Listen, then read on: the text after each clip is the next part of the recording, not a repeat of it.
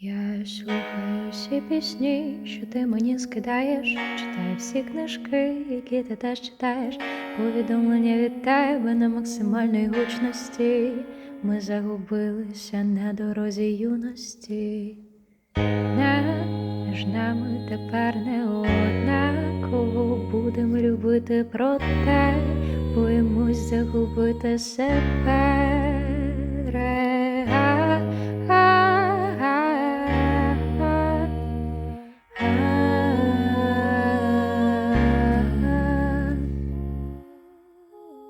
Любов, як кашель, не приховати, втомилась ти кашель уже лікувати, постійно від себе самої тікати, тебе знову вдома покірно чекати.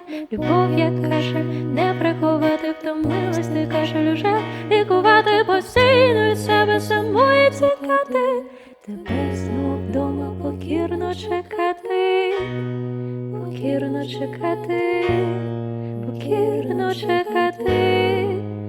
Покірно чекати, покірно чекати.